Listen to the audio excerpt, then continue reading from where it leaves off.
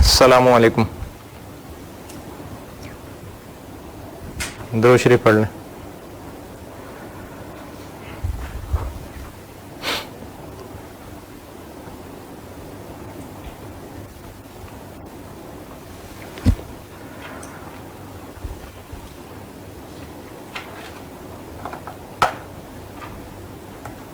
एक सवाल होमवर्क दिया था जून 2010 का, क्वेश्चन नंबर 1। आसान सवाल था और 30 नंबर सिर्फ इसलिए थे कि SOFP और SOCI दोनों मांगे हुए थे, अदरवाइज सवाल आसान था। और इससे मुश्किल सवाल तो वो था जो कल क्लास में किया था और वो सिर्फ 21 नंबर का था। तो इस सवाल में जो पॉसिबल आपको मसला हो सकता है वो बता देता हूं। हमने एसोसिएट के लिए जो पॉलिसी का इफेक्ट लेना है, क्योंकि वो इन्वेंट्री है तो इसलिए उसका इफेक्ट रिटेन अर्निंग्स में ही जाएगा, क्योंकि इन्वेंट्री की वैल्यू कम ज्यादा होती है तो उससे कॉस्ट ऑफ सेल इफेक्ट होती है, और कॉस्ट ऑफ सेल इफेक्ट होती है मतलब रिटेन अर्निंग इफेक्ट होती है। तो इसलिए इन्वेंट्री का जो पॉलिसी चेंज का इफेक्ट था वो एसोसिएट की जॉइंट वेंचर था ना, हाँ, उसकी रिटेन अर्निंग्स में जाना था। एक ये पॉइंट हो सकता है, और उसके अलावा इसमें कोई ऐसी बात नहीं है जो मैं बताऊं भी। और यूआरपी गुड्स के चूंकि दोनों ही पेरेंट के थे तो इसलिए वो कॉस्ट ऑफ सेल्स में आ गए इनकम स्टेटमेंट में। चले, मैंने कल कंप्लेक्स ग्रुप शुरू किया था और उसमें मैंने क्या क्या बता दिया था, जरा मुझे कंफर्म करिएगा। गुडविल तक बताया था ना?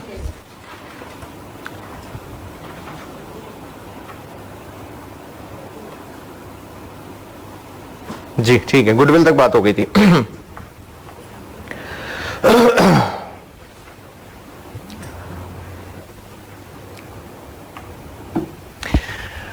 चूंकि डबल एस पे भी कंट्रोल है तो अब हम लोग पीपीई, बल्कि पीपीई क्या, सारे एसेट सारे liabilities P plus S plus double S, यानी अब 3 टोटल्स हुआ करेंगे। एस सब्सिडरी है और सब सब्सिडरी भी सब्सिडरी है, तो इसलिए हम एस और डबल एस दोनों को कंसोलिडेट करेंगे। तो पहले हम लोग सारी आइटम्स पी प्लस एस किया करते थे, अब P plus S plus double S हुआ करेगा। तो सारे assets liabilities consolidate double S के भी होंगे। और यह बात कल ही बता चुका था कि जब हम अदर रिजर्व्स और रिटेन अर्निंग्स की वर्किंग करेंगे तो डबल एस के पोस्ट पे कौन सी परसेंटेज लगा के पी वाले कॉलम में ऐड करेंगे? इफेक्टिव वाली। और कल शायद नहीं हुई थी बात, या हुई थी तो दोबारा सुन लें। एनसीआई की 2 वर्किंग्स होंगी। एनसीआई अब 2 कैलकुलेट होंगी। पहले हम लोग एनसीआई करते हैं, एक एस की होगी और एक डबल एस की होगी। फॉर्मेट वही होगा, यानी काम वही होगा। क्या एक्विजिशन पे क्या वैल्यू है, अदर रिजर्व्स में एनसीआई का क्या हिस्सा है, और रिटेन अर्निंग में एनसीआई का क्या हिस्सा है। एस वाली फिगर्स, डबल एस वाली फिगर्स, यानी जो गुडविल की वर्किंग हमने एस के लिए की हुई है वहां जो एनसीआई लिखी थी, और जो गुडविल डबल एस के लिए की थी वहां जो एनसीआई लिखी थी। जो एस के अदर रिजर्व्स में एनसीआई का हिस्सा है और जो डबल एस के अदर रिजर्व में एनसीआई का हिस्सा है। जो एस की रिटेन अर्निंग में एनसीआई का हिस्सा है और जो डबल एस की रिटेन अर्निंग में एनसीआई का हिस्सा है, यानी बस एनसीआई वाला काम डबल हो गया। एनसीआई की वर्किंग्स होंगी 2, और एस और डबल एस की फिगर्स अकॉर्डिंगली उनके ऊपर परसेंटेजेस आ जाएंगी। ये रिपीट कर रहा हूं, जब डबल एस की फिगर्स पे परसेंटेज लगेगी तो वो इफेक्टिव वाली लगेगी। एक काम इसमें और होगा, और वो काम ये होगा कि थोड़ी गहरी बात है, समझ आ जाए तो ठीक है, नहीं तो करना तो ऐसे ही है। हम लोग जब पी और एस का सवाल कर रहे होते हैं तो एस के सारे एसेट्स कंसोलिडेट हो रहे होते हैं, सारी लायबिलिटीज कंसोलिडेट हो रही होती हैं, इसलिए नेट एसेट्स में एनसीआई का हिस्सा बैलेंस शीट में आ रहा होता है। नहीं, मुश्किल हो गई बात। हम एस को जब सारा का सारा जोड़ देते हैं तो एस के सारे एसेट्स और सारी लायबिलिटीज कंसोलिडेट कर लिया ना, एसेट्स और लायबिलिटीज का नेट इक्विटी। उस इक्विटी में अगर 20% का मालिक एनसीआई है तो वो 20% यहां आ रहा होता है। अब हम एस के सारे एसेट्स और सारी लायबिलिटीज कंसोलिडेट कर रहे हैं, लेकिन एस का एक एसेट उड़ा रहे हैं। कौन सा? Investment in double S. तो वो उड़ा रहे हैं ना, एसेट्स में से निकाल रहे हैं ना, तो एनसीआई में से भी उसका 20% निकलना चाहिए। देखें, हम एस के सारे एसेट्स और सारी लायबिलिटीज कंसोलिडेट कर रहे होते हैं नॉर्मल सवाल में, तो उसका नेट 20% एनसीआई शो हो रहा होता है। अब हम एस के सारे एसेट्स कंसोलिडेट कर रहे हैं, लेकिन एक उड़ा रहे हैं, और वो एक कौन सा है? Investment in double S. जो एस की बैलेंस शीट में आ रही थी इन्वेस्टमेंट इन डबल एस, वो उड़ा दी हमने। वो उड़ाया है तभी तो डबल एस को जगह मिली है। तो इसलिए वो जो इन्वेस्टमेंट की फिगर उड़ाई, तो उसका 20% फिर यहां से भी उड़ाना पड़ेगा। तो एस वाली एनसीआई में से यहां से माइनस हो जाएगा जो इन्वेस्टमेंट इन डबल एस है। एस की इन्वेस्टमेंट इन डबल एस, उस पे एनसीआई का हिस्सा। जो इन्वेस्टमेंट एस ने डबल एस में की हुई है, पेरेंट की डायरेक्ट इन्वेस्टमेंट की बात नहीं कर रहा, जो एस ने डबल एस में इन्वेस्ट किया हुआ है, उसका 20% यहां से माइनस हो जाएगा। अच्छा, चाहे यहां से माइनस करें चाहे यहां से माइनस करें, इस टोटल में से तो माइनस ही होना है ना। आई कैप की बुक अगर कोई पढ़ता हो तो उन्होंने यहां से माइनस करने का कहा है, लेकिन एसीसी की बुक्स में यहां से माइनस है, लॉजिकली भी यहीं से माइनस बनता है। तो इसमें से माइनस कर दें, और जब ये दोनों एनसीआईज निकल आए तो इनका ग्रैंड टोटल बैलेंस शीट के फेस पे लग गए। तो नॉर्मल एनसीआई की वर्किंग में ये एक एक्स्ट्रा लाइन है। अच्छा, मैंने यहां लिखा जो है वो तो ये पढ़ के लग रहा है कि पूरी इन्वेस्टमेंट, लेकिन जो फॉर्मेट आपको बना के दिया हुआ है वो वही है जो ज़बानी बोल रहा हूं। पूरी इन्वेस्टमेंट नहीं लेस करनी, उस इन्वेस्टमेंट का 20% लेस करना। तो वो जो पेज दूसरे के ऊपर मैंने एनसीआई की वर्किंग बनाई है वो देख लें। पेज 2 पे देखिए, एनसीआई की वर्किंग बनाई हुई है। यही सब मैंने यहां सिखाया है।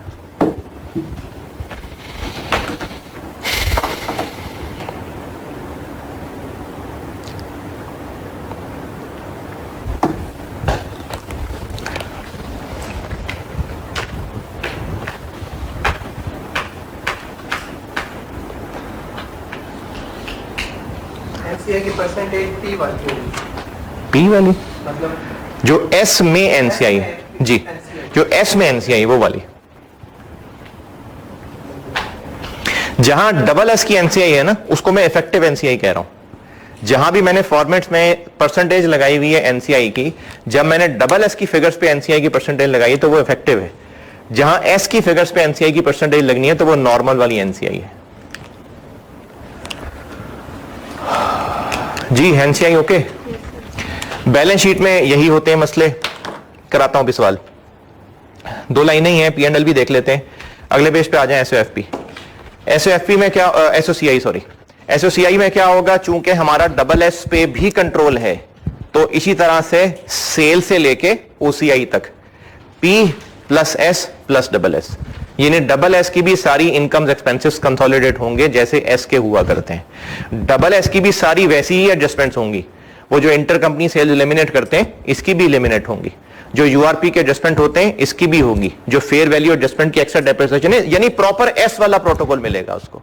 तो एसओसीआई में जिस तरह से एस कंसोलिडेट किया करते थे, बिल्कुल उसी तरह से डबल एस भी कंसोलिडेट होगा।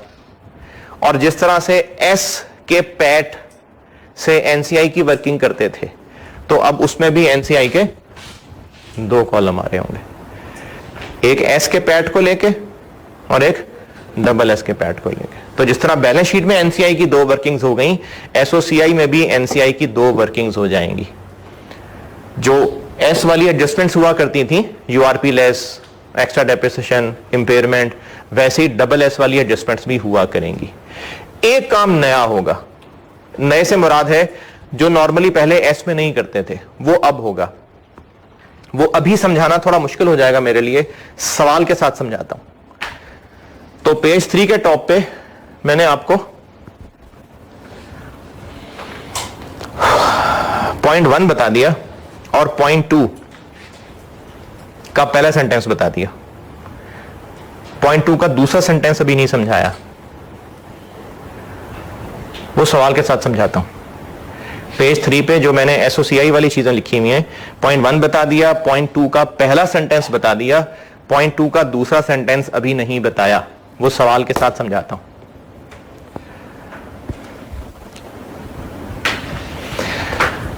चलें सवाल करते हैं।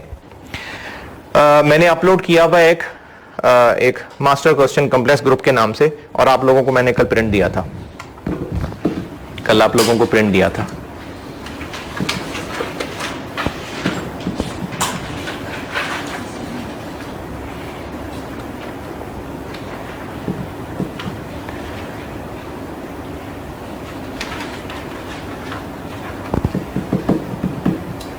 मिल गया कागज? कल दिया था ना कागज? पढ़ ले, मैं करता हूं बोर्ड पे।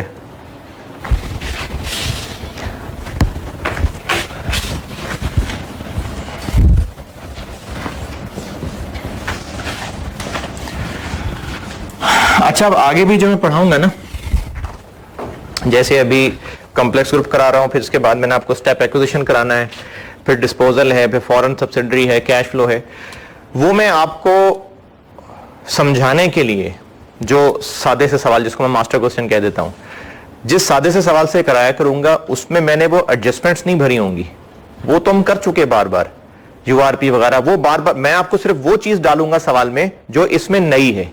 जैसे सवाल में मैंने इखलाकन सिर्फ फेयर वैल्यू एडजस्टमेंट डाली है सिर्फ, शायद, या वो भी नहीं है, फेयर वैल्यू एडजस्टमेंट है और यूआरपी। तो ज्यादा एडजस्टमेंट्स मैं ये सिखाने के लिए नहीं डालूंगा, वो फिर हम लोग जब पास्ट पेपर का सवाल करेंगे तो उनमें वो एडजस्टमेंट्स आ जाएंगे। इस सवाल बनाने का मकसद होगा आपको बेसिक प्रोसीजर से गुजार दूं बस, एसओएफपी भी एसओसीआई भी। गुडविल निकालते हैं। अच्छा, चूंकि गुडविल 2 निकालनी है ना, तो अंग्रेजी बार बार रिपीट करने की बजाय हम ऐसा कर लिया करेंगे कि 2 कॉलम बना लें, एस और डबल एस, 2 कॉलम बना लेते हैं।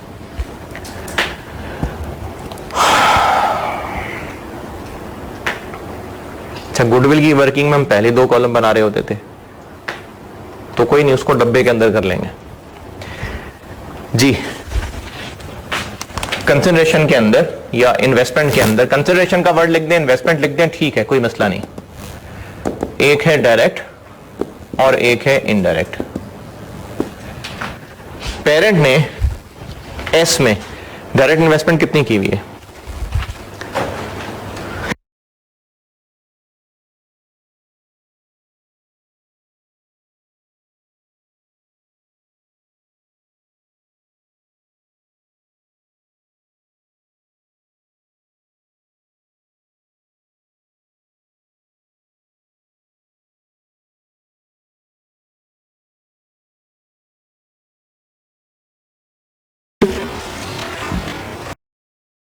$64,000। और डबल एस में कितनी की हुई है पेरेंट ने? 550। अच्छा, 5250 लिख दूं यहां, फिर अपडेट करूंगा।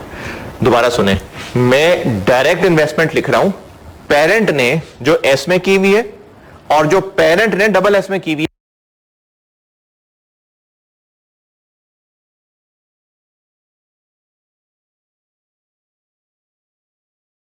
अगर है तो, और वो चूंकि पहले की हुई थी, तो अब मैं गुडविल में कौन सी फिगर लिखूंगा? अपडेट करके। कितनी है?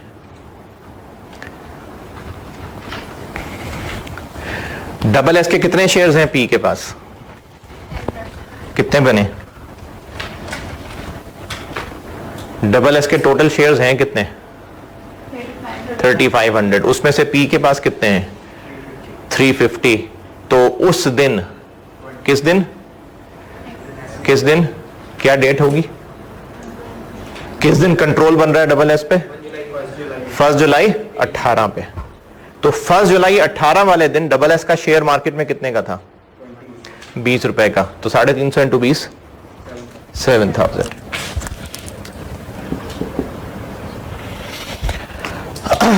अच्छा, मैं चूंकि समझा रहा होता हूं ना, और कैमरा भी एक जगह पर ही है, तो इसलिए मैं सिर्फ एक वर्किंग कर रहा हूं, वरना आप लोग बेहतर है कि सारी वर्किंग्स इकट्ठे खोल लें। उससे फायदा क्या होगा कि एक पॉइंट पढ़ा होगा और उसका जहां जहां इफेक्ट आ रहा होगा वहां लिख लेंगे, बल्कि और बेहतर है कि एसओएफपी भी खोल लें साथ ही।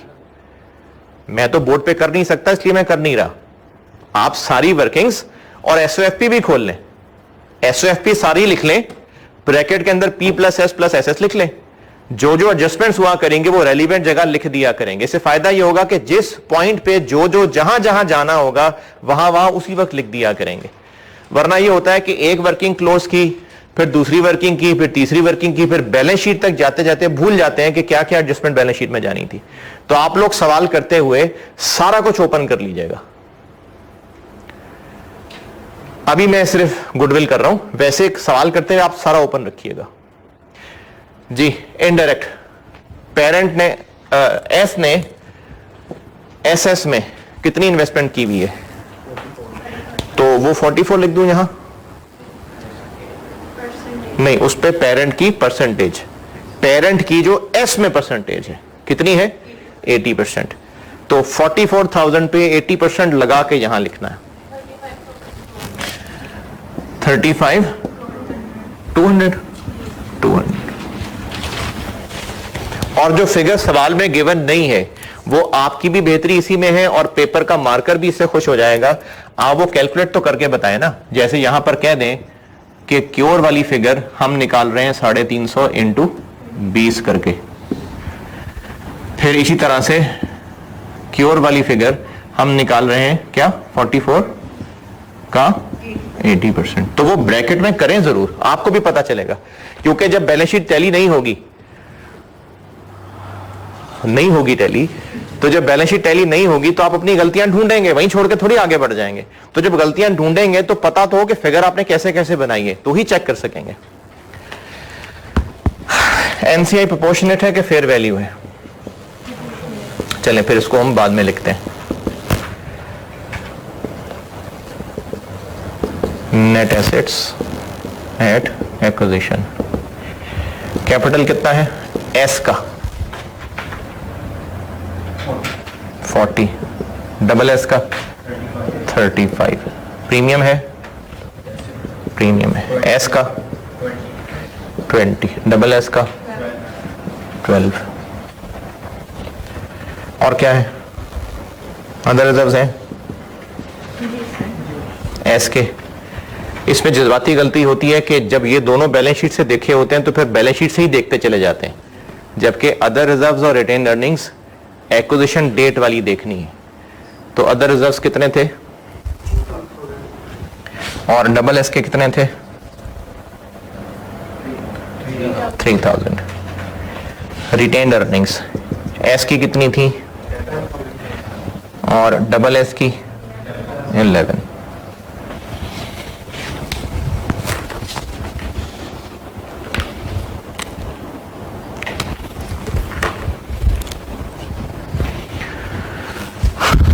और कोई फेयर वैल्यू एडजस्टमेंट है? फेयर वैल्यू एडजस्टमेंट एक है बिल्डिंग की, शायद कितनी 2000, और डबल एस में क्या है प्लांट है शायद, कितना 4000, दोनों पॉजिटिव हैं, दोनों पॉजिटिव है।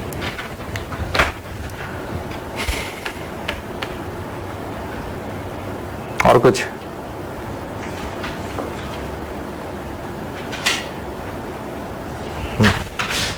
ये बना दें डब्बा,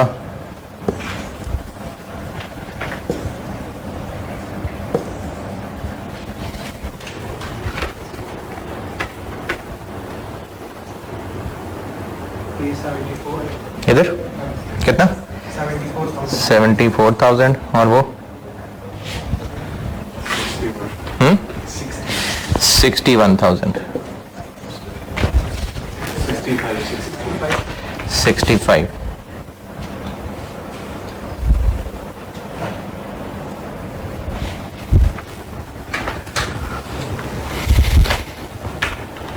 और एनसीआई चूंकि प्रोपोर्शनेट था तो एस का एनसीआई बन जाएगा 74 का 20%, और डबल एस में 65,000 पे क्या लगाऊं? इफेक्टिव वाली कितनी करें कैलकुलेट? इफेक्टिव करें कैलकुलेट।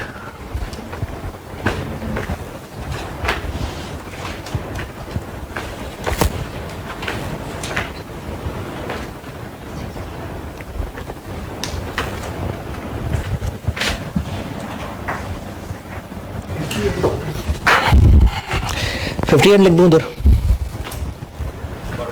42, 58 तो अपनी है,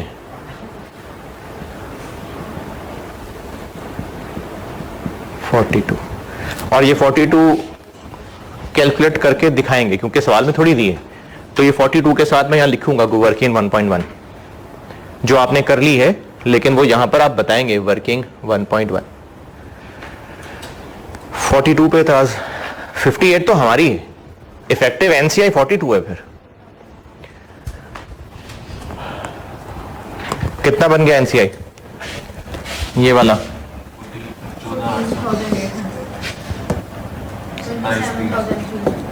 300। तो इसमें से ये माइनस करेंगे तो गुडविल आ जाएगी।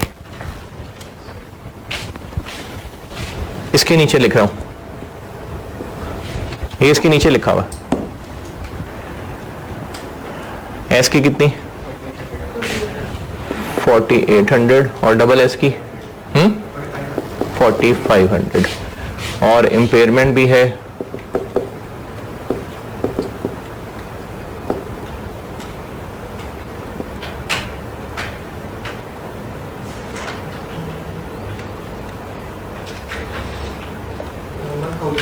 1000 और 1500, ये हो गई 3800, और ये हो गया 3000, और ये बन गया 6800। अब बैलेंस शीट पे 6800 जाएगा।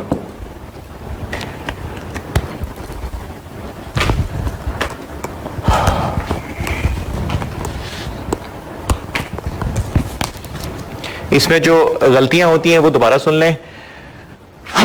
डायरेक्ट इन्वेस्टमेंट में पेरेंट की एस पे इन्वेस्टमेंट और पेरेंट की डबल एस पे इन्वेस्टमेंट, लेकिन इस डेट पे अपडेट करना नहीं भूलना, ये गलती होगी। फिर जब हम इनडायरेक्ट में यहां पर फिगर लिख रहे होंगे तो वो जो एस ने डबल एस पे इन्वेस्ट किया हुआ है उस पे वो परसेंटेज लगानी है जो पेरेंट की एस में ओनरशिप है, 80%, इफेक्टिव नहीं लगानी। ये याद रख लें कि आप जब भी परसेंटेज एस की फिगर पे लगा रहे हैं वो इफेक्टिव नहीं लगनी, जब आप डबल एस की फिगर पे परसेंटेज लगाएंगे तो इफेक्टिव वाली परसेंटेज लगनी है।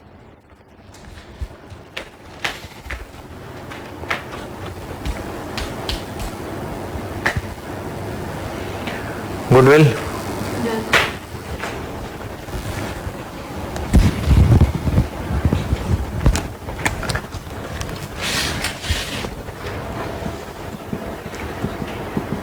अदर रिजर्व्स,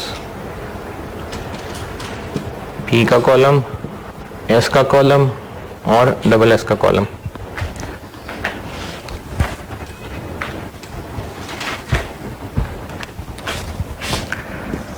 बैलेंस शीट में कितने आ रहे हैं?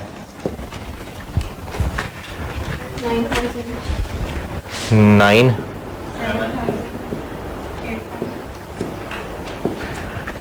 प्री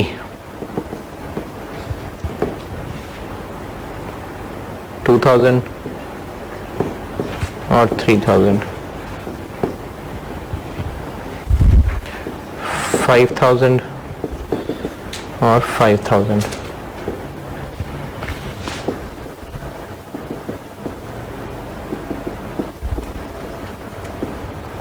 5000 के 80% और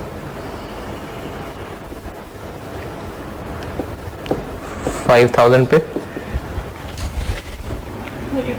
50, 58 और 42 में हेर फेर नहीं करनी।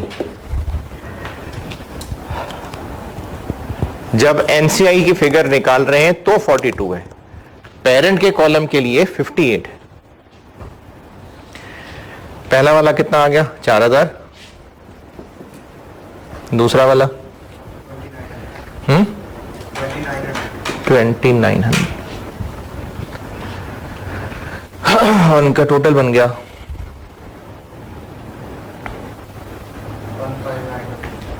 15900।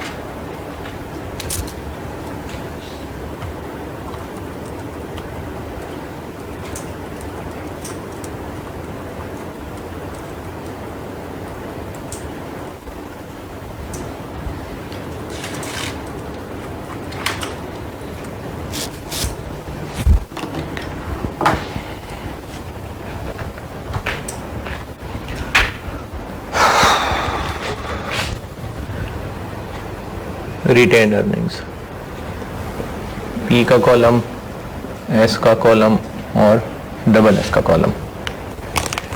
रिटेन अर्निंग्स बैलेंस शीट में कितनी? 74,000, 58,000, 64,000। प्री 10,000 और 11,000।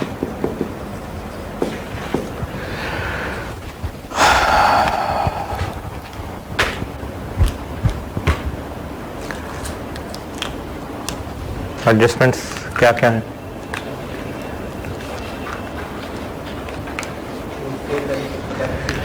फेयर वैल्यू एडजस्टमेंट की डेप्रिसिएशन है, एक एस की है और एक डबल एस की है।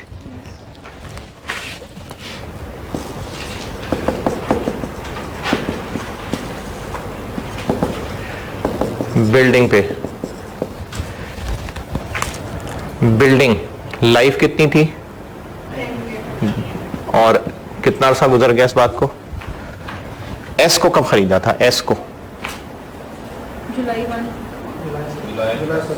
17, मतलब 18, 19, 20, 3 साल। और ये एस था इसलिए इस कॉलम में से लेस। और प्लांट, प्लांट की लाइफ कितनी थी और ये कितने साल पुरानी बात है? 2 साल। और ये डबल एस का है, कितना? 1000।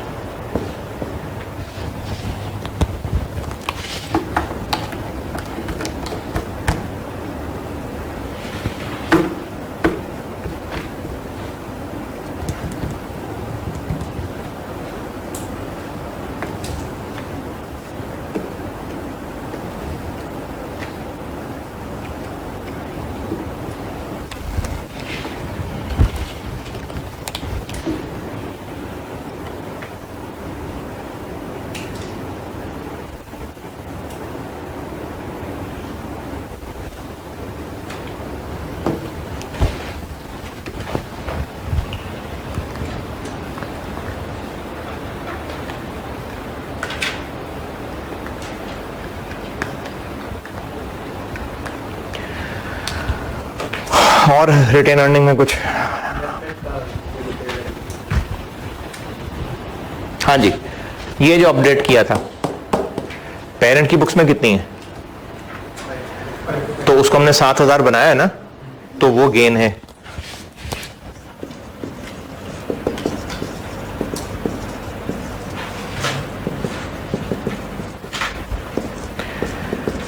बावन 50 से 7,000 बना दिया, 1750।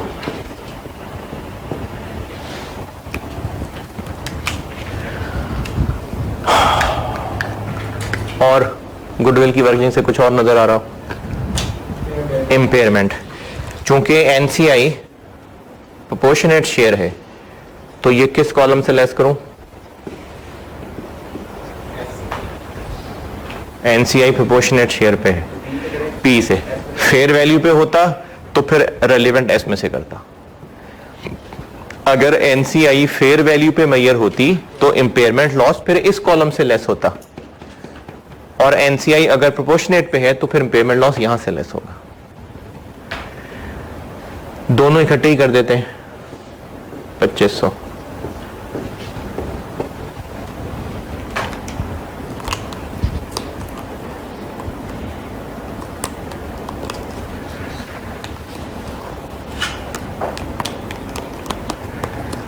भूली गई है ना ये बात?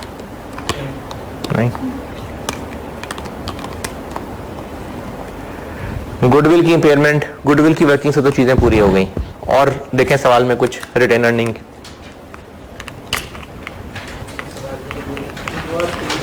यूआरपी,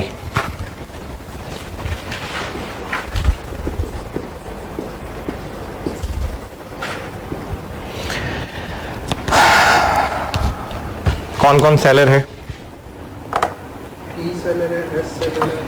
सारे ही हैं, सारे ही हैं। तो 7000 वाला पी सेलर है, 6000 वाला एस सेलर है, और 4000 वाला डबल एस सेलर है। तो जो 7000 है उस पे लगा लेते हैं कितने परसेंट? 20%। जो 6000 है इस पे 25%, और जो 4000 है इस पे 15%। कितना कितना?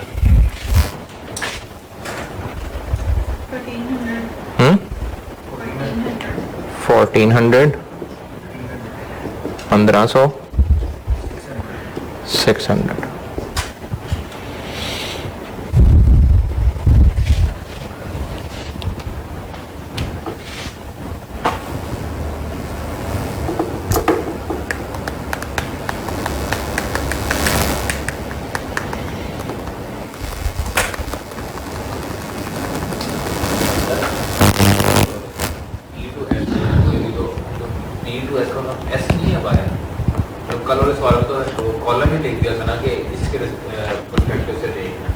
यूआरपी सेलर में से लेस करते हैं ना? यूआरपी सेलर के प्रॉफिट्स में से लेस करते हैं।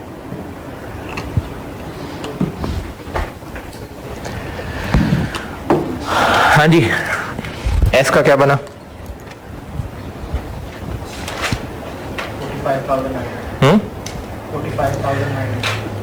45,900।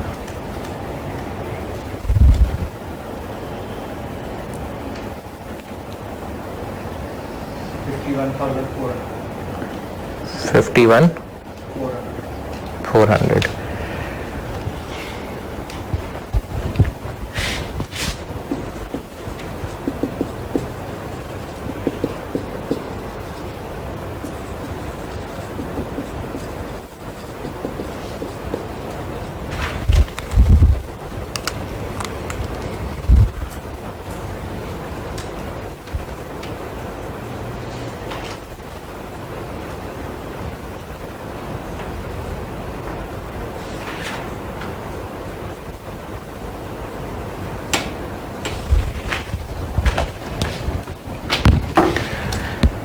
इसका 80% और इसका 58%।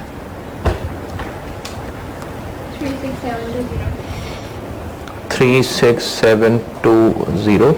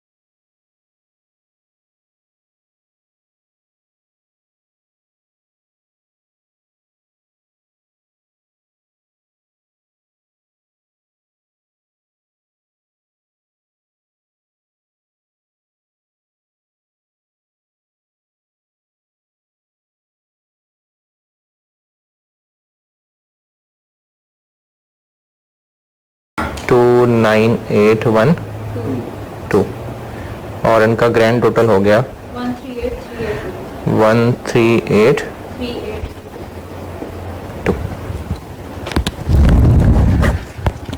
ये हो गई रिटेन्ड अर्निंग्स।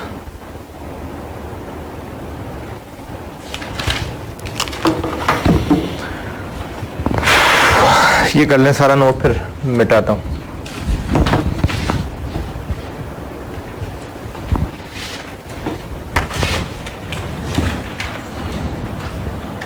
आ जाएगा नजर? चलें, एनसीआई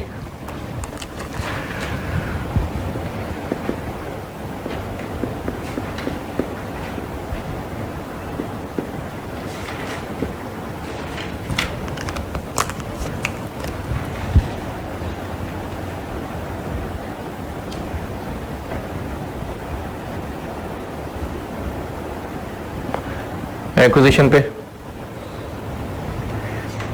एस की एनसीआई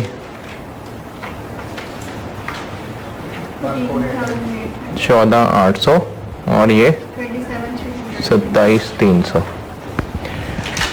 अदर रिजर्व्स में इसका हिस्सा 5,000 का 20% और 5,000 का 42%, तो 1,000 और 2100 रिटेन्ड अर्निंग्स 45,900 का 20% और 51,400 का 42%।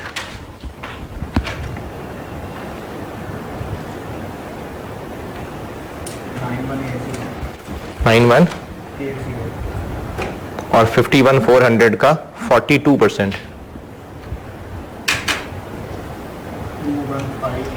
215,888 बस हो गया। वो इन्वेस्टमेंट माइनस करनी है जो एस ने डबल एस में इन्वेस्टमेंट की हुई है, वो माइनस करनी है 44,000 का 20%, 8,800।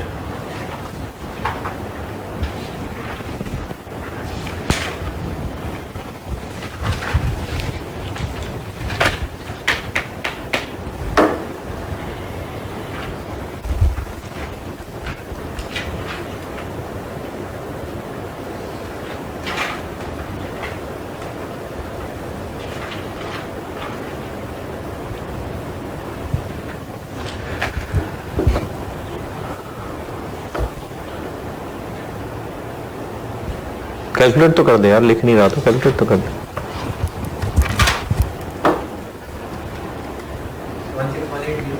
16180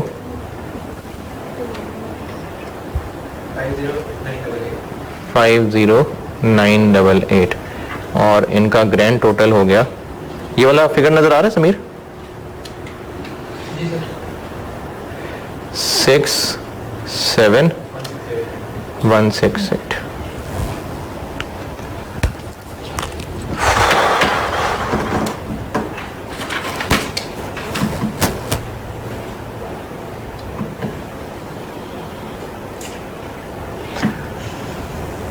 बैलेंस शीट आप लोग बनाएं जल्दी से, टैली होनी चाहिए।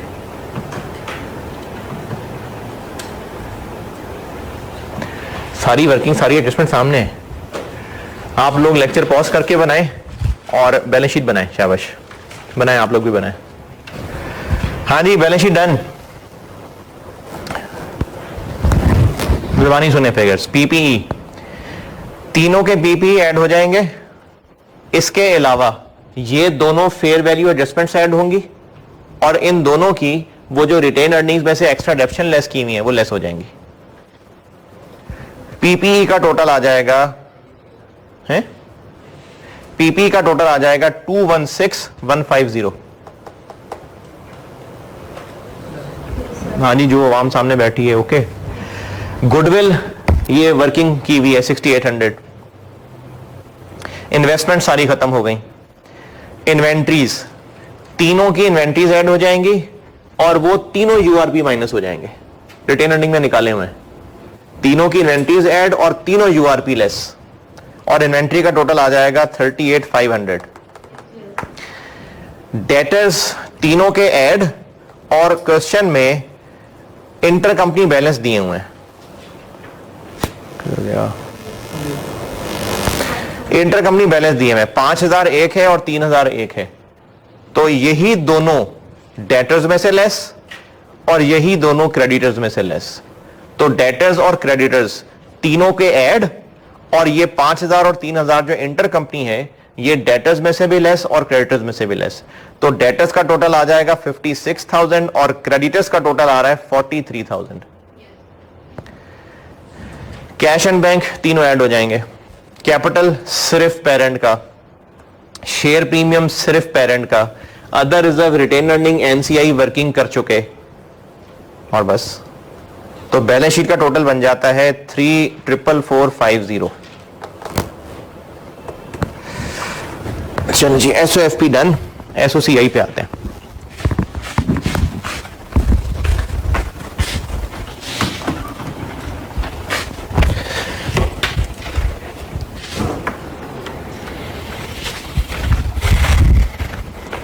यार एक त्यातन एक बार फिर बोर्ड की सैर करा दो।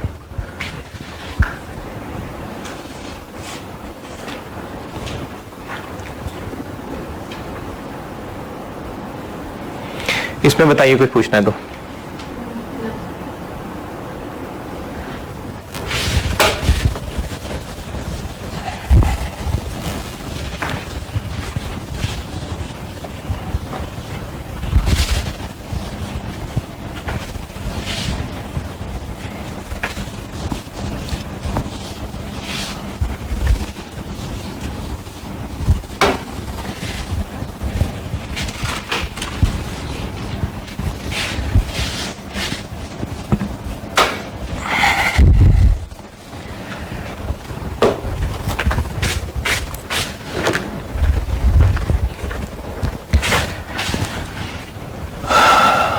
एसओसीआई हेडिंग्स नहीं दे रहा। Sales P plus S plus double S 140,000, 140 plus 141, 141 plus 120, 120। SOCI सारी बना लें। Cost of sales 80,000, 80 plus 82 plus 7 T. Gross profit. आगे क्या है? Distribution cost 12 plus 10 plus 8। Admin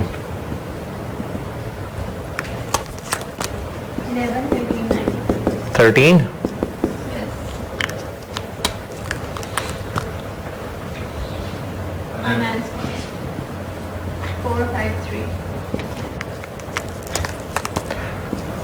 453 other income 9, 13, 9 13 12 PBT tax 10, 9, 8 PAT OCI revaluation gain 1.8, 1.5, 1.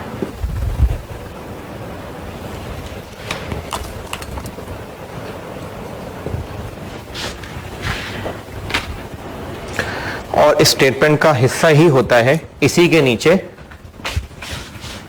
Profit attributable to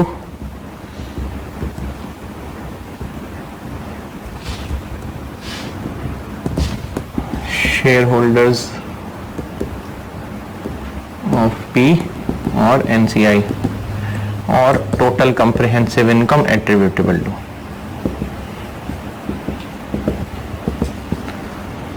share holders of P और NCI. और NCI की working.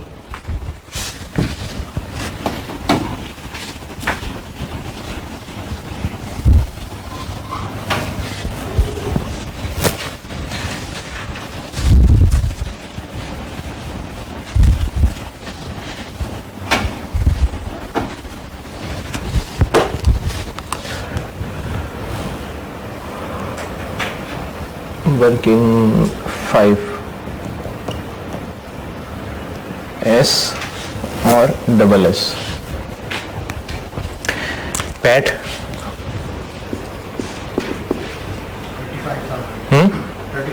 35,000 और 34,000।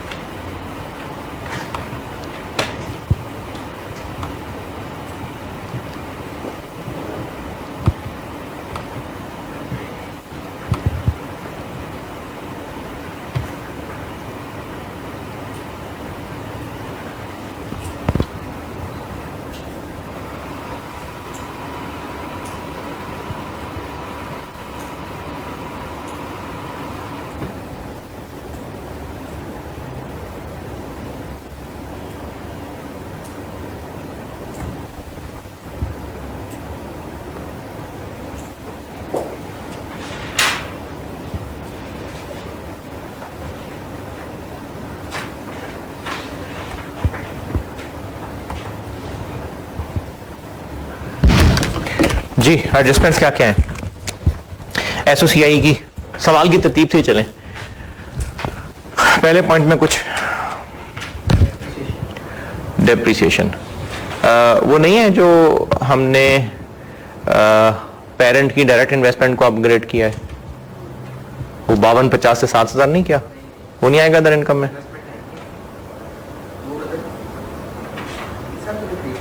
वो इस साल की नहीं है। अगर इस साल होते तो जरूर लिखते अदर इनकम में। जो पेरेंट ने डायरेक्ट इन्वेस्टमेंट की हुई है उसको हमने अपडेट किया था ना गुडविल की वर्किंग में, वो इस साल नहीं किया था, इस साल होता तो फिर यहां लिखता। अच्छा, और फेयर वैल्यू एडजस्टमेंट का क्या? इस साल की डेप्रिसिएशन, रिटेन अर्निंग में टोटल लिखी थी, इस साल की डेप्रिसिएशन एक है बिल्डिंग, तो उसकी एक साल की डेप्रिसिएशन कितनी बनी? एक साल की 200।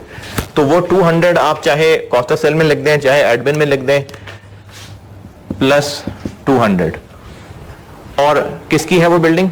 एस की कि डबल एस की? एस की। तो यहां से लेस।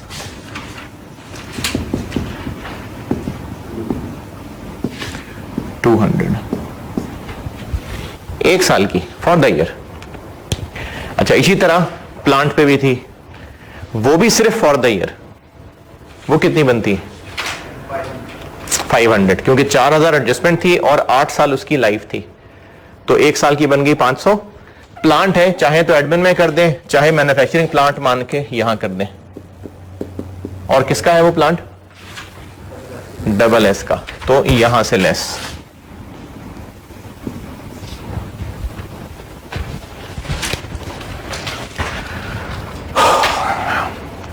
और पॉइंट 1 में कुछ, पॉइंट 2,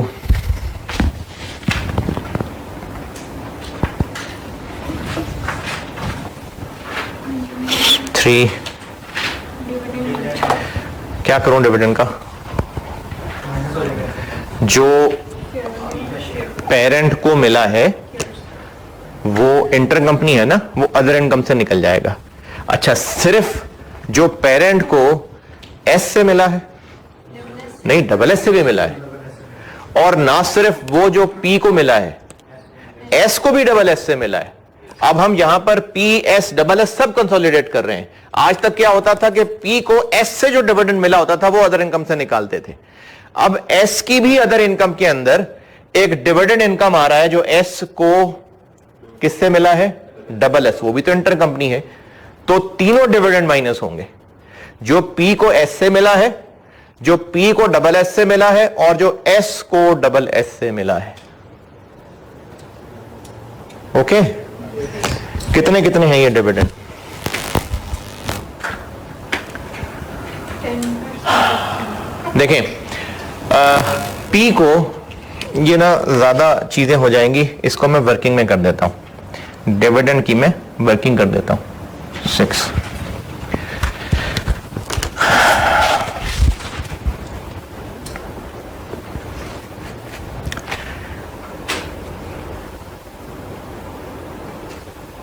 एस ने कितना डिविडेंड बांटा है? 4000 का 15%, कितना? 40,000, सॉरी 6,000। क्योर ने कितना डिविडेंड बांटा है? 35,000 का 20%, 7,000। अच्छा, इस 6,000 में से 80% पी को मिला है, कितना? 4800। इस 7,000 में से 10% पी को मिला है और बाकी 60% एस को मिला है, 40। ये तीनों ही इंटर कंपनी है। ये एस का डिविडेंड जो पी को मिला 80%, ये डबल एस का डिविडेंड जो 10% पी को मिला है और 60% एस को मिला है। तो ये तीनों ही इंटर कंपनी डिविडेंड्स हैं, ये तीनों यहां से लेस हो जाएंगे। तीनों का टोटल कर दें, चाहे मैंने वहां किया नहीं, चाहे अलग अलग लिख दें। 4800 माइनस 700 माइनस 4200।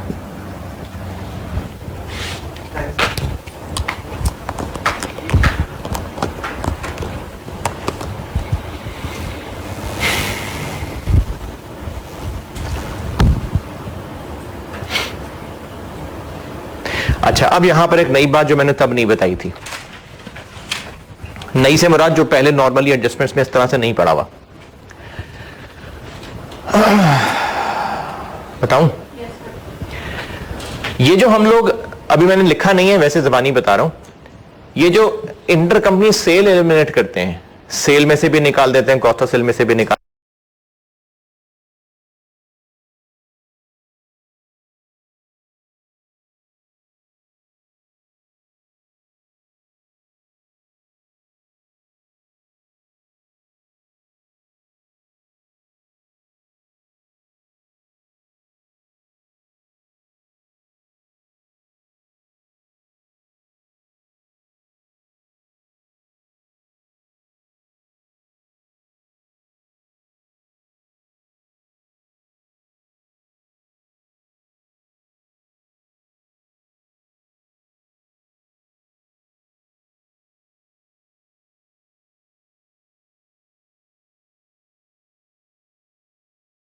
देते हैं।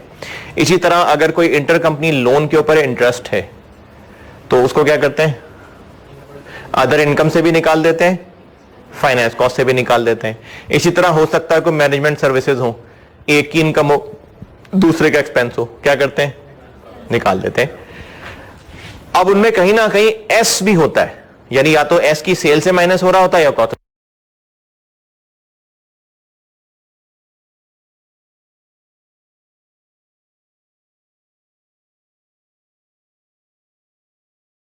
से माइनस हो रहा होता है, या तो एस की इंटरेस्ट इनकम से माइनस हो रहा होता है या फाइनेंस कॉस्ट से माइनस हो रहा होता है, या एस के एक्सपेंसेस से माइनस हो रहा होता है या अदर इनकम से माइनस हो रहा होता है।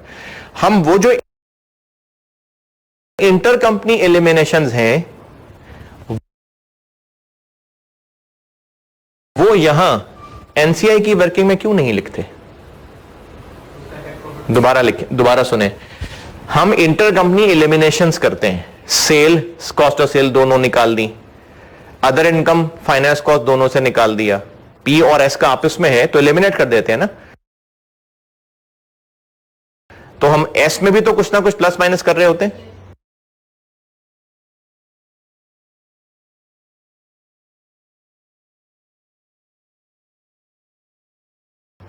सेल में से माइनस कर रहे हैं, अदर इनकम से माइनस कर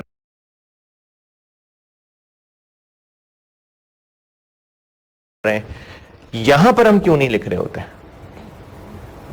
अच्छा, इससे पहले एक और बात सुन ले। जो मैं यूआरपी यहां पर ऐड करूंगा, मैं यहां पर जो यूआरपी ऐड करूंगा, अगर एस सेलर हुआ तो यहां से भी करूंगा ना लेस, यानी जो मैंने वहां एडजस्टमेंट की, अगर वो एडजस्टमेंट एस में हो रही थी, जैसे ये जो सामने किया है, ये एक्स्ट्रा डेप्रिसिएशन मैंने एडजस्ट की है, ये एस के एसेट्स थे ना, तो यहां भी लिखा और यहां भी लिखा, क्योंकि एस की चीज थी। इंपेयरमेंट गुडविल किसको चार्ज होनी है? सिर्फ पी को। तो उसका क्या करूंगा मैं? एडमिन में लिख दूंगा, चले लिख देता हूं, कितनी है इंपेयरमेंट लॉस? 2500 है शायद। और यहां भी करूं? नहीं, क्योंकि सिर्फ पी को चार्ज होना है। तो जो चीजें एस में प्लस माइनस हो रही होती हैं वो हम यहां फेस पे तो करते हैं, एनसीआई की वर्किंग में एस के पैट में से भी करते हैं।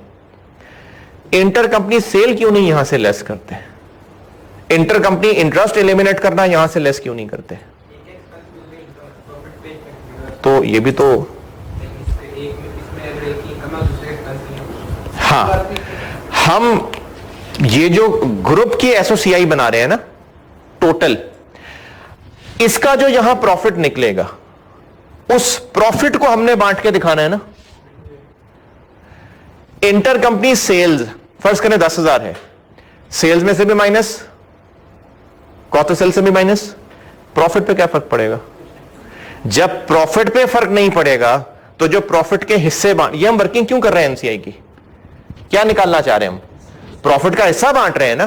तो ग्रुप के प्रॉफिट पे ही जब सेल एलिमिनेट करने से फर्क नहीं पड़ना, तो उस प्रॉफिट पे जिस पे फर्क ही नहीं पड़ा, उस प्रॉफिट के हिस्से पे फर्क नहीं पड़ना चाहिए। ये बात समझ आई? जब हम लोग इंटर कंपनी एलिमिनेशन करते हैं, सेल्स कॉस्ट ऑफ सेल दोनों में से माइनस, इंटर कंपनी इंटरेस्ट है, एक के फाइनेंस कॉस्ट से माइनस, दूसरे की अदर इनकम से माइनस, तो एक की इनकम से भी उतना ही माइनस हो रहा होता है जितना दूसरे के एक्सपेंस से माइनस हो रहा होता है, उतना ही एक की सेल से माइनस हो रहा होता है जितना दूसरे की कॉस्ट ऑफ सेल से माइनस हो रहा होता है। तो ग्रुप के प्रॉफिट पे फर्क ही नहीं पड़ रहा होता। तो जब ग्रुप के प्रॉफिट पे फर्क नहीं पड़ रहा होता तो उस प्रॉफिट के हिस्से पे क्यों फर्क पड़े? इसलिए हम यहां नहीं लिखते, लेकिन ये जो अभी इस वक्त अदर इनकम में से डिविडेंड हटाया है, किया है ना माइनस, इसमें एस की अदर इनकम से भी कुछ हटाया है या सिर्फ पी ही की इनकम से निकाले? कौन सा? 4200। तो दूसरे के कहीं एक्सपेंस से निकाला है? नहीं, एस की अदर इनकम से निकाला है और इस फेस पे और कहीं से नहीं निकाला। तो ग्रुप के प्रॉफिट पे फर्क पड़ेगा ना। जब हमने अदर इनकम से, कौन सा वाला इसमें से? 4200। तो ये 4200 जब अदर इनकम से माइनस कर दिया और इधर फेस पे और कहीं से माइनस नहीं हुआ, तो ग्रुप के प्रॉफिट पे फर्क पड़ेगा। इसलिए एनसीआई की वर्किंग निकालते हुए एस की एनसीआई में से, ये जो हम एस की एनसीआई में से नहीं, सॉरी, एस के पैट में से ये 4200 हटा देंगे, क्योंकि इससे ग्रुप के प्रॉफिट पे फर्क पड़ रहा है। और किसकी अदर इनकम से निकल रहा है? एस की। तो एस का पैट हो रहा है ना कम, तो इसलिए यहां पर लेस होगा। ये वो पॉइंट है जो मैंने उस वक्त पढ़ाया नहीं था, समझाया नहीं था। कॉम्प्लेक्स ग्रुप के नोट्स में पेज नंबर 3 पे पॉइंट नंबर 2 का दूसरा सेंटेंस मैंने तब समझाया नहीं था, अब समझाया है।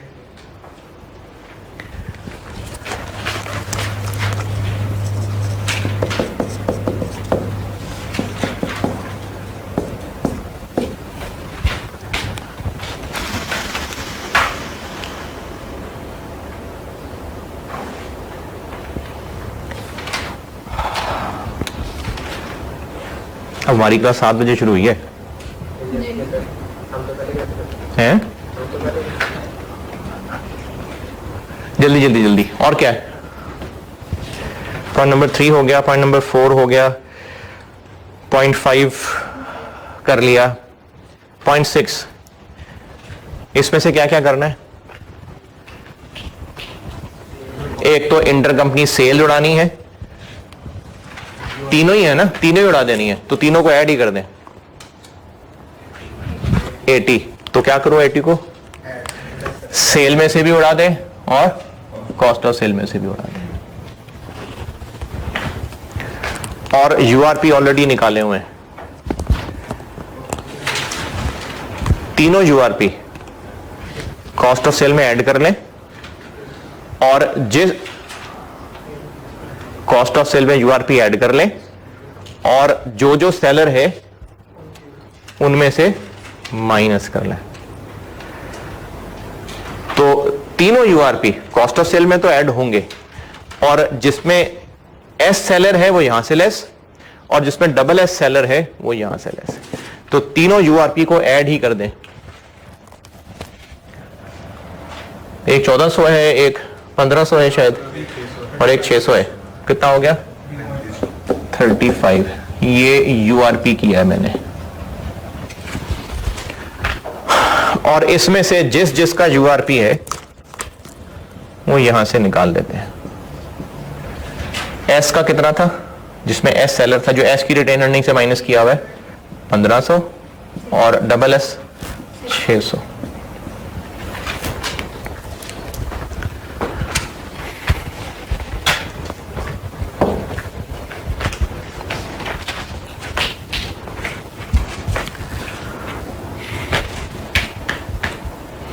और क्या रह गया?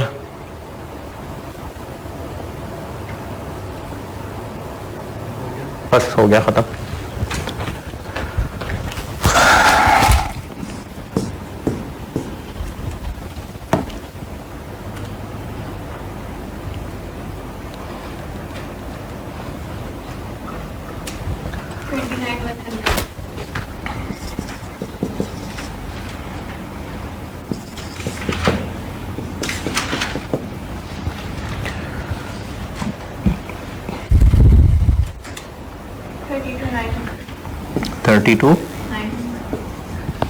इसमें एनसीआई 20% है, इसमें एनसीआई 42% है।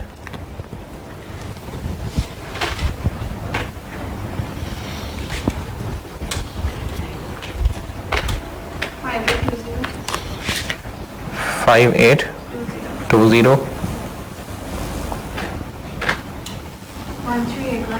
13818।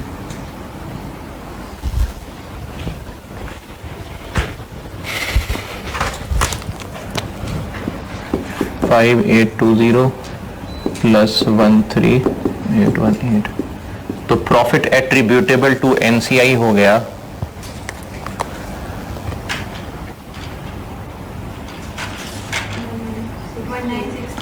638, और ये क्या बांटा है हमने, इधर से जो पैट निकलेगा। और यहां पर ये वाली एनसीआई का क्या तरीका सिखाया हुआ है,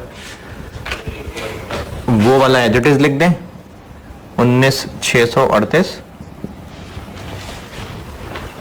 और इनके जो ओसीआई में एनसीआई बनता है वो ऐड कर लें। एस का ओसीआई कितना है, एस का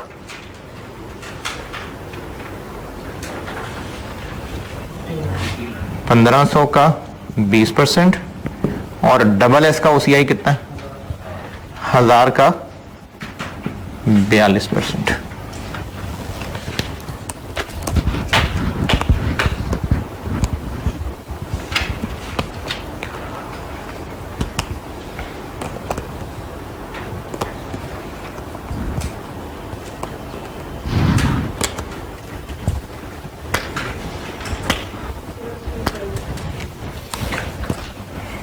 टू 0358, और ये टोटल क्या लिखूंगा यहां पर, जो इधर टीसीआई आएगा।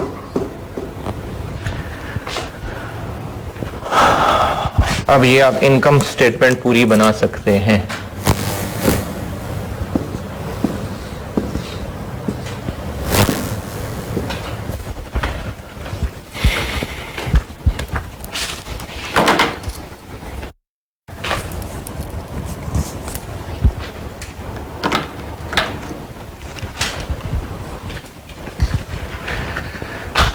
इधर से शुरू करें, ये ऐसे एक एक लाइन का टोटल करते जाए।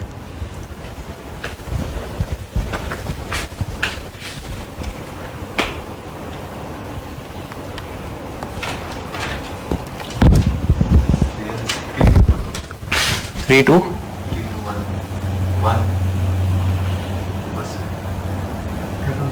Triple,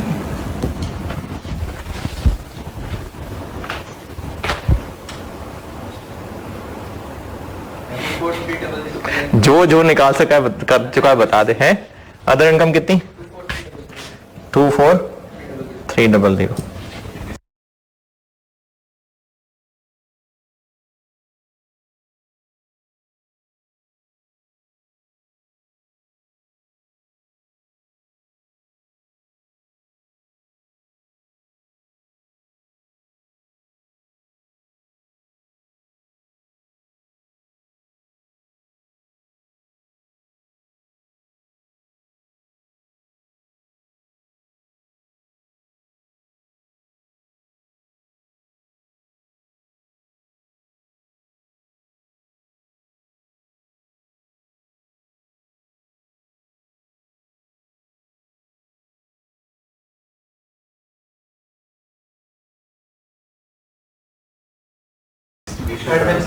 distribution 30,000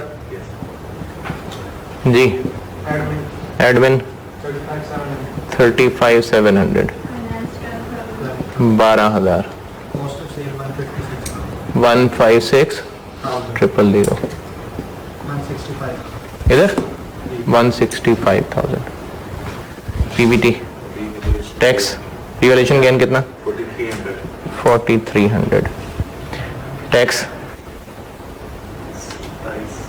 27,000।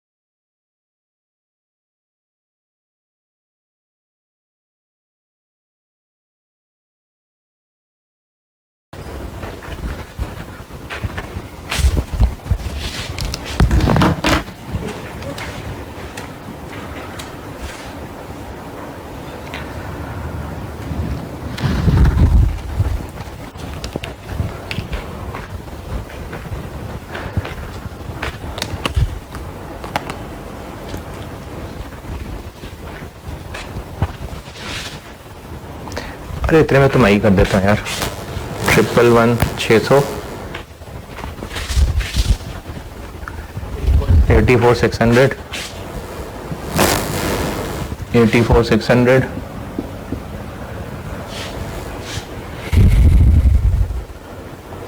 8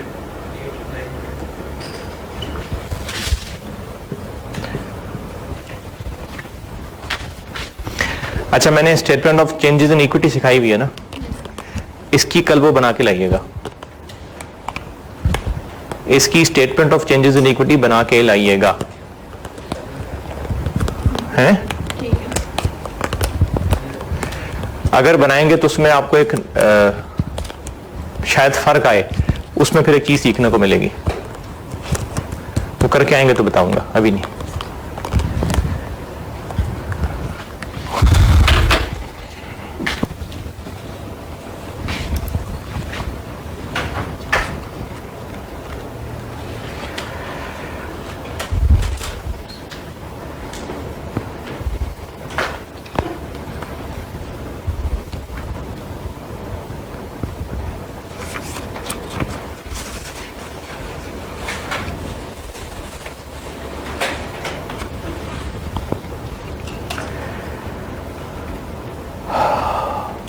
अच्छा, अभी ना लेक्चर 52 में मैं पास्ट पेपर का एक सवाल कराता हूं, तो वो जितनी जल्दी कर लेंगे उतनी जल्दी छुट्टी हो जाएगी।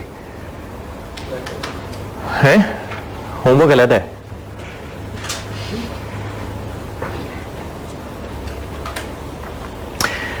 सही बुखारी में रिवायत है। अच्छा, ये ना हम जिस प्रोफेशन में हैं, हमारी है ही पब्लिक डीलिंग, और खास तौर पे आप लोग में से सारे ही तकरीबन या एक दो के अलावा आर्टिकल्स में हैं। आप लोगों का अभी फिलहाल हो सकता है सिर्फ सीनियर से रब्ता हो,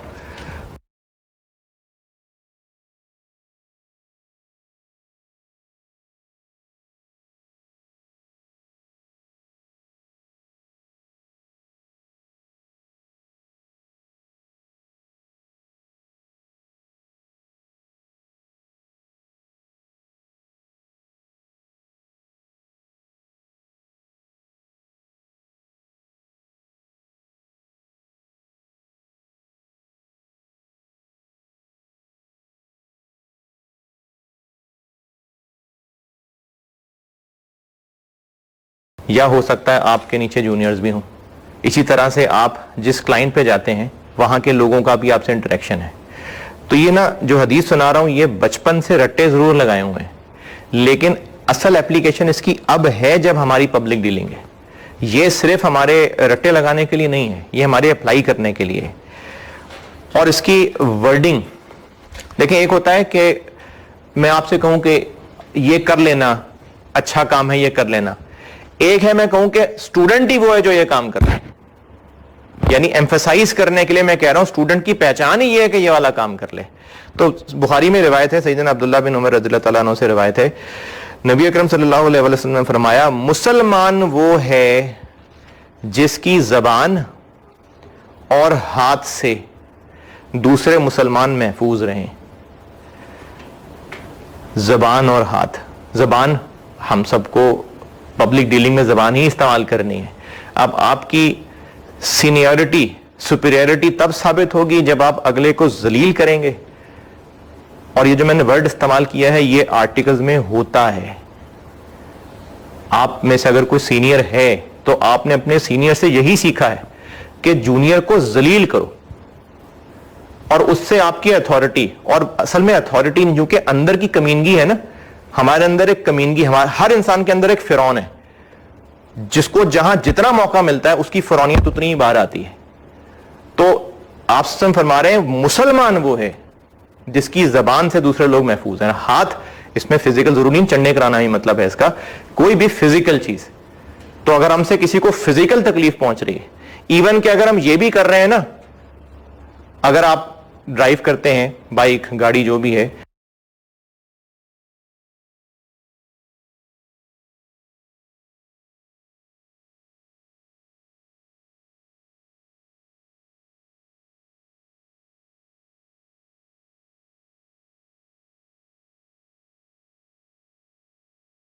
अगर मैं गाड़ी चलाते हुए भी, बाइक चलाते हुए भी ऐसी बेध्यानी में गुजर रहा हूं कि कीचड़ उछालता फिर रहा हूं दूसरों को, तो पहुंच गए ना दूसरे को तकलीफ। तो जबान और हाथ से दूसरे महफूज रहें। और आर्टिकल्स के बाद आप लोग अगर कल को नौकरी करते हैं, कारोबार करते हैं, तो एक दफा एक दोस्त ने मेरे कहा यार कि वो महाजर जो हिजरत है वो तो इस्लाम में बड़ा मुकाम है। हिजरत का मुकाम है, लेकिन हिजरत होती क्या है? और मुहाजिर वो है जो उन कामों को छोड़ दे जिनसे अल्लाह ने मना किया है। हिजरत का कॉन्सेप्ट क्या है? देखें, हम अगर यहां से यूके चले जाएं, यूरोप के किसी कंट्री में चले जाएं, अमेरिका चले जाएं, हमारी फील्ड के लोग बाहर क्यों जाते हैं? किस चीज की अपॉर्चुनिटी? पैसा कमाने के लिए। और इसको जस्टिफाई कर जी हिजरत में बड़ी बरकत। ये हिजरत नहीं है, ये हिजरत नहीं है। हम तो पैसा कमाने जा रहे हैं, और पैसा कमाने भी उस देश में जा रहे हैं जो इस्लामी नहीं है। बेशक पाकिस्तान इस्लामी मुल्क नहीं है, ये मैं बड़े जिम्मेदारी से कह रहा हूं। पाकिस्तान सिर्फ इस्लामी जमहूरिया पाकिस्तान नाम है इसका, बस।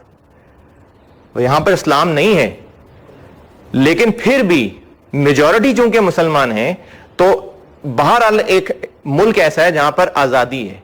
तो हम ऐसी जगह जाएं जो है ही दियारे कुफ्र, और वहां पर हम पैसा कमाने जाएं और सोचें कि हम हिजरत कर रहे हैं। ये हिजरत नहीं होती। हिजरत होती है हम जिस जगह रह रहे हैं और वहां पर हम अल्लाह के हुक्मों के मुताबिक जिंदगी नहीं गुजार पा रहे, तो अल्लाह फरमाता है मेरी जगह, मेरी जमीन तंग है क्या, जाओ कहीं और चले जाओ। मदीना में हिजरत क्यों हुई थी? इसीलिए तो हुई थी। तो हिजरत अल्लाह के अहकाम को पूरा करने के लिए मूव करना हिजरत है। पैसे कमाने के लिए जाना हिजरत नहीं होती। लेक्चर 52 में मिलते हैं।